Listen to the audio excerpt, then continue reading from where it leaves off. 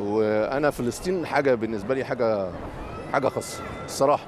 كل الشعوب العربيه الواحد بيحبها وبيعزها، انما دول لهم معزه خاصه، معزه خاصه. انا نفسي اصلي في الاقصى، والله. يا رب. عاوز الاحساس ده يوصل لكل الجيل. الناس دي شافت الويلات، بيتعاملوا مع اقذر بشر موجودين في العالم، احتلال لا يطاق. فالناس دي كل حد يملك اي ذره انه يساعدهم، لانهم مروا بحاجات صعوبات كتيره. التاريخ كان يقول لنا باعوا اراضيهم. باعوا اراضيهم ايه؟ ده بقى لهم سنتين ما بيخرجوش من اراضيهم، ولا يقول لك لا للتهجير. هو مش هيسيب ارضه. ناس بتقاتل، ناس فدائيين زي ما شفنا في الملعب النهارده. روح بتلعب بالروح، وروح والتزام وانضباط، وفي نفس الوقت ما بتخافش من حد. بيلعب بطل اسيا ومحدش بيقول له انت مطالب بحاجه. انما لعيبه على اعلى مستوى، انا اتفرجت عليهم قبل كده.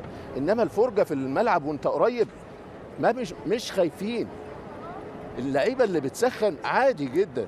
احنا واقفين على الخط، عدي يسلم عليا قبل ما ينزل عادي، فهم ما فيش الرهبه الموجوده ولا الخوف الموجود، ويلعبوا الكوره ومش خايفين، ويطلعوا انت بالكوره.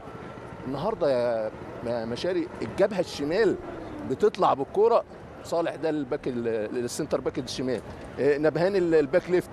يجي له لعيب مثلا زي حمدان ده في نص الملعب، ينزلوا يلعبوا الثلاثه مع بعض عشان المساحه تبقى في الناحيه الهجوميه، الناحيه الشمال تروح ملعوبه عكسيه. يجمعوا اللعب ناحيه الشمال، يروحوا مغيرين لمصعب الناحيه اليمين عشان ده يزيد ويطلع. ده مش شغل، مش هباء منثوره، ده شغل تكتيكي. الراجل اللي بيتصور اهو كابتن ايهاب بيصور نفسه بالموبايل، لو الكاميرا موجوده هو اللي بيصور نفسه فرحان ومبسوط. فالحاجات دي يعني هدف عكسي. انما الفرص اللي قبلها، عدي عمل واحده في اول ما نزل.